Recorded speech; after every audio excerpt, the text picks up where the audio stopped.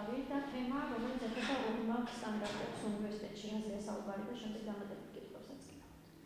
მოგესალმებით, მე გახლავართ ვახტანგ ჭარაია, თბილისის სახელმწიფო უნივერსიტეტის ანალიზსა და პროგნოზირების ცენტრის დირექტორი. ორმაგი სტანდარტები უნივერსიტეტში, რაზეც თქვენ საუბრობთ, აკურსებთ, რაზეა საუბარი, რა სტანდარტებზეა საუბარი და ვის ეხება? საუბარია იმაზე, რომ თბილისის სახელმწიფო უნივერსიტეტის ეკონომიკისა და ბიზნესის ფაკულტეტზე ბოლო პერიოდში გამოცხადებულ ვაკანსიებზე აკადემიური თანამდებობის დასაკავებლად იყო გარკვეული ხარვეზები შეეხებოდა როგორც შეფასების ნაწილს, ასევე თვითონ გასაუბრების ნაწილსაც და საბოლოო შედეგებსაც. გამომდინარე იქიდან, რომ ფაკულტეტზე მიღებული შედეგებით ასე ვთქვათ, აკადემიური თანამდებობის მიღმა დარჩა გარკვეული წილი ახალგაზრდებისა, რომლებიც სხვადასხვა უნივერსიტეტებში მოღვაწეობენ და აგრეთვე აქვთ აკადემიური ხარისხი, თუმცა თბილისის სახელმწიფო უნივერსიტეტის ეკონომიკისა და ბიზნესის ფაკულტეტზე ვერ მოიპოვეს, მიუხედავად თავიანთი გამოცდილებისა, როგორც ადგილობრივი, ასევე საერთაშორისო გამოცდილებისა, მიუხედავად მათი ჯილდოებისა, წარმატების, სტიპენდიების და ასე შემდეგ, რომელიც მათ უფრო მეტი გააჩნდათ ვიდრე მათ კონკურენტებს, მოხერხდა ისე, რომ აკადემიურ თანამდებობებზე გავიდნენ სხვა პირები, ვისაც შედარებით ნაკლები ჰქონდათ მიღწევების სხვადასხვა სფეროში, მათ შორის პროფილით, რა თქმა უნდა, საუბარია გარკვეულ აკადემიურ მიღწევებზე. აგრეთვე მინდა ძალიან დიდი ფულს დაწყვეტით აღვნიშნო, რომ ეკონომიკისა და ბიზნესის ფაკულტეტზე აგრეთვე შეიზღუდა და ფაქტობრივად არ ამოქმედდა, დაიბლოკა პირდაპირ რო ვთქვათ, ჰარვარდთან. ეს მეორე თემა, ჯერ პირველ თემას დაუბრუნდეთ, ანუ ვის ინტერესები იყო ეს რაზეა საუბარი და კონკრეტულად თუ შეგიძლიათ იმით დაასახელოთ, ძალიან ზოგადად საუბრობთ. გასაგებია. შემიძლია გითხრათ, რომ ჩემს მიერ წარდგენილი დოკუმენტაციის საფუძველზე მე ვიყავი ერთ-ერთი საუკეთესო კანდიდატი გამარჯვებისთვის, თუმცა მიუხედავად ჩემი თვალნათელი უპირობო უპირატესობისა, რომელიც მე გამაჩნდა, მე დამბლოკა ეკონომიკისა და ბიზნესის ფაკულტეტის შესაბამისმა კომისიამ, რომელსაც ხელმძღვანელობდა ფაკულტეტის დეკანი თეიმურაზ ბერიძე და ვაპირებ ამის გასაჩივრებას, უკვე საუბრები მქონდა მათ შორის ამ დეკანთანაც, მათ შორის რექტორთანაც, უკვე ახალ რექტორთან, ძველ რექტორთანაც მქონდა საუბრები სხვადასხვა პირებთან და ძალიან ყველა შეფასებით, როგორც ესეთი, ყველა აღნიშნავს, რომ მსგავსი ფაქტი არ უნდა მომხდარიყო, თუმცა გარკვეული დაინტერესების გამო ეს მაინც მოხდა. რა დაინტერესებაზეა საუბარი და საუბარი ქონდა ძველ და ახალ რექტორთან. პაპავას გულისხმობ და დარეჯან თვალთვაძეს გულისხმობ ერთი მხრივ და მეორე მხრივ გიორგი შაროშიძეს. და რა იყო მათი პოზიცია ერთის და მეორეს? აკადემიურ საბჭოზე სადაც ქალბატონი დარეჯანი მონაწილეობდა, რომელსაც უნდა მიიღო გადაწყვეტილება საბოლოო შედეგად და დაემტკიცებინა თუ არა ის ახალი ადამიანები, ვინც შერჩეულიყვნენ აკადემიურ თანამდებობებზე. ქალბატონმა დარეჯანმა წინააღმდეგი მისცა და არც მან გამოხატა თავისი პოზიცია, რომ რექტორმა, იმ პერიოდისთვის რექტორმა აღნიშნა, რომ ესე ვთქვათ, შედეგი იყო უსამართლო და საჭირო იყო ამ შედეგის გადახედვა, თუმცა აკადემიურ საბჭოს წევრების უმრავლესობა მაინც მხარი დაუჭირა გარკვეული მოსაზრების გამო, რომ თუ ახლა არ მოხდებოდა ამ შედეგების აღიარება, შეფერხდებოდა სასწავლო პროცესი, ვერ მოხერხდებოდა სტუდენტებთან, ასე ვთქვათ, ლექტორების შეშვება, ვინც ვერ დამტკიცდნენ აკადემიურ თანამდებობებზე, რაც ერთი მხრივ შესაძლოა ძალიან სწორი და ლოგიკურიც იყოს, თუმცა მეორე შეთავაზება იყო, რომ მხოლოდ იმ ნაწილში, სადაც სადავო რამდენიმე კანდიდატი გახავს, ჩემს გარდა კიდევ არის რამდენიმე მონაწილე ამ კონკურსების, რომელიც რჩივის, ამ რამდენიმე ადამიანის შემთხვევაში შეჩერებული იყო და მოხდარიყო დამატებითი განხილვა, თუმცა ესეც არ მოხერხდა და პირდაპირ დამტკიცდა ყველა ის წევრი, ახალი კანდიდატი, რომელიც იქნა შერჩეული შესაბამისი კომისიის მიერ. პრეტენზია მაქვს პირველ რიგში კომისიასთან, რომელმაც მოახდინა იმდენი მოახერხა, რომ 4 ხმა მომცა წინააღმდეგი, მიუხედავად ჩემი ადგილობრივი და საერთაშორისო წარმატებებისა, მათ შორის თესეუს პარკლებში რამდენიმეჯერ ვარ სხვადასხვა ჯილდოების მფლობელი, თვითონ უნივერსიტეტის შიგნით, მაგის გარდა ვარ საერთაშორისო ორგანიზაციების დონეზე, უამრავი საერთაშორისო ორგანიზაციის ექსპერტი ანალიტიკოსი და მაქვს როგორც სწავლის, ასევე კვლევის გამოცდილება ევროპის და ამერიკის მრავალ უნივერსიტეტში, რაც ჩემს კომპეტენციებზე ნათლად. რაც შეეხება ახალ რექტორს, რომელსაც პრობლემები დახვდათ სტუდენტები და არაერთი პრობლემა დახვდა უნივერსიტეტში. მისი პოზიცია ამ კონკრეტულ საკითხთან დაკავშირებით რა იყო? მისი პოზიცია მას რექტორს როგორც ესეთი არ შეუძლია პირდაპირ ზეგავლენა მოახდინოს რომელიმე კომისიაზე. ზოგადად მისი პოზიცია გახლავთ მან იცის ჩემი შესაძლებლობების შესახებ, იცის ჩემი გამოცდილება. მისი პოზიცია იყო რომ მე ვარ კმაყოფილები და ვარ იმ მოწოდების სიმაღლეზე რომ ვისწავლებ აკადემიურ თანამდებობას თბილისის სახელმწიფო უნივერსიტეტში, თუმცა ის რომ რექტორმა გადაწყვიტოს ცალსახად რომ მე შენ დაგნიშნავ აკადემიურ თანამდებობაზე, ესეთი რაღაცა გამორიცხულია პროცედურებიდან გამომდინარე. თუმცა მას ის აღიარებს რომ ჩემ შემთხვევაში მე ვიყავი ნამდვილად ღირსი რომ დამიკავებინა აკადემიურ თანამდებობა შესაბამის პოზიციაზე. თქვენ აღნიშნეთ რომ მათივე გასაჩივრებაზე ფიქსად გასაჩივრება. რანაირ გამოსავალი არსებობს ამ უკვე ჩატარებული კონკურსიდან რა არის ალტერნატივა?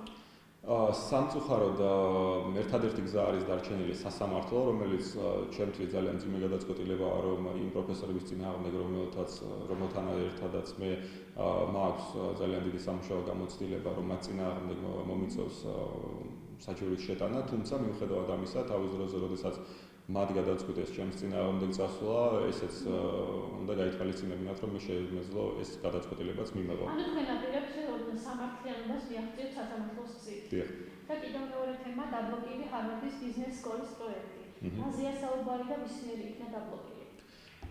აღნიშნული პროექტი ჯერ კიდევ შავშან მრავალთვიანი მოლაპარაკების შედეგად მე და ყოფილმა რექტორმა იმ დროისთვის ბატონმა ვლადიმერ პაპოვამ მივაღწიეთ იმდენს რომ მოგვცემოდა შესაძლებლობა ჰარვარდის ბიზნეს სკოლაში აკრედიტირებული კურსების ზუსტი კოპირება თბილისის სახელმწიფო უნივერსიტეტში, აქ საწყის ეტაპზე იყო რამდენიმე კურსზე საუბარი, მათ შორის ბაკალავრებისთვის, მაგისტრანტებისთვის და დოქტორანტებისთვის, რომ შეგვეთავაზებინა სხვადასხვა კურსები ჰარვარდის ბიზნეს სკოლიდან, თუმცა კი არა და ჯერ იმას ვიტყვი, რომ ეს შედეგი სხვადასხვა ხანგრძლივი პროცედურების შემდგომ დადებითად გადაწყდა. ჩვენ მოგვეცა ამის საშუალება, შესაბამის ტრეინინგზეც ვიყავი ამერიკაში, მე გახლავართ შესაბამისი სკოლის აფილირებული ლექტორი, ამ შემთხვევაში ჰარვარდის ბიზნეს სკოლაზე მაქვს საუბარი და უნდა მომხდარიყო ამ საგნების ასე ვთქვათ ჩატარება უნივერსიტეტში. თუმცა და ამაში სხვათა შორის გარკვეული სიმბოლური გადასახადიც იყო, სიმბოლურს იმიტომ ეძახი რომ ჰარვარდის ბიზნეს სკოლისთვის $1500 საწევრო გადასახადი ეს გარკვეული მომსახურების მოსაკრებელი ფაქტობრივად მათთვის არაფერს არ ნიშნავს, შესაძლოა ჩვენთვის იყოს მეტნაკლებად მნიშვნელოვანი თანხა. თუმცა ამ თანხის ოდენობასაც თავი რომ გავანებოთ, მიღწეული იყო შეთანხმება, გადახდილი იყო გარკვეული საფასური და ეკონომიკის და ბიზნეს ფაკულტეტს ჰქონდა პირდაპირ ვალდებულება, რომ ეს საკითხი არ მიეშვა თვითდინებაზე და რომ განეხორციელებინა საბოლოოდ.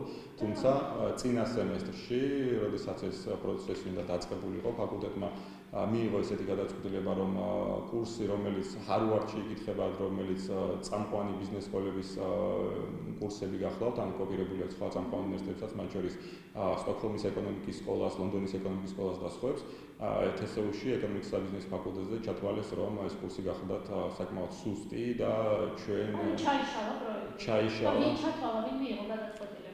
ამ შემთხვევაშიც ფაკულტეტის დეკანი იყო წამყვანი პირი, ვისთანაც მე მქონდა კომუნიკაცია და ვინც თემურ ბერიძე, ვინცაც ეკუთვნის ეს გამოთქმა პირდაპირ რომ კურსი იყო სუსტი. თემურ ბერიძე, რამდენიმეჯერ ვახსენე ეკონომიკის და ბიზნეს ფაკულტეტის დეკანი და გარდა იმისა, რომ ეს იმათ თავად მეტყველებს ფაკულტეტის იმ პროფესორების კომპეტენციაზე, ვინც ეს შეფასება მიიღო, რომ კურსი სუსტი იყო, თვითონ რას წარმოადგენენ და მეორე მხრივ კიდე ამ კურსის ჩაშლა გულისხმობს, რომ საერთაშორისო დონეზე მიღწეული შეთანხმების გულუებელყოფა ხდება, ჩაშლა ხდება TSU-ს მხრიდან და პირველ ეტაპზე ეს საკითხი გულისხმობდა, რა თქმა უნდა, რამდენიმე საგნის, ესე ვთქვათ, იმპლემენტაციას, თუმცა უნივერსიტეტის რექტორთან ამ თემაზე კი, უბრალოდ დავასრულე, მომდევნო ეტაპზე იგულისხმებოდა უკვე კონკურენტუნარიანების ინსტიტუტის ჩამოყალიბება, TSU-სა და ჰარვარდს შორის ერთობლივი ორგანიზაციის ჩამოყალიბება, სადაც უკვე გარკვეული კვლევების შესაძლებლობა იყო განხორციელების და როგორც TSU-ს, ასევე ჰარვარდის ბიზნეს სკოლის ლექტორები მიიღებდნენ ამაში მონაწილეობას. თუმცა ეს ყველაფერი ვერ განხორციელდა ფაკულტეტის დინგი მომდევნო. სამშაბლელი რექტორის პოზიცია რა არის ამ საკითხზე და თუ შესაძლებელია მისი ჩარევით რამე გამოსწორება ამ სიტუაციის? ამ ეტაპზე, რა თქმა უნდა, საქმის კურსია, თუმცა ამ ეტაპზე გამოსწორების რაიმე მექანიზმი არ არსებობს, იმიტომ რომ ისევ და ისევ პროცედურულად ფაკულტეტი იღებს ამ გადაწყვეტილებას, შემდგომ უმგზავნის რექტორს, აკადემიურ საბჭოს და ასე შემდეგ.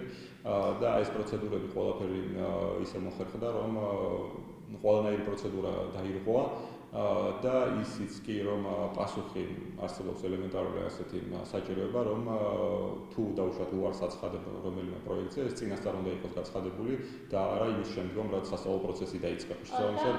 თემურ ბერიძე, რომელიც თქვენ არაერთხელ ახსენეთ და რომელიც ამ ფაკულტეტის დეკანს წარმოადგენს. ამ პიროვნებასთან დაკავშირებით, ამ პიროვნებასთან თუ ქონდა თქვენ საუბარი, უშუალოდ ხომ შეგვიძლია დაასახელოთ, ყავს თუ არა მას ლობი, რადგანაც თქვენი როდესაც მე ვახსენებ ფაკულტეტის დეკანს, მე არ გულისხმობ ფაკულტეტის დეკანს მარტო, მიუხედავად იმისა, რომ მე ამას ვახსენებ, ის წარმოადგენს გარკვეული ჯგუფის სახეს, რომელიც მეტყველებს მთელი ჯგუფის წარმომადგენლობით.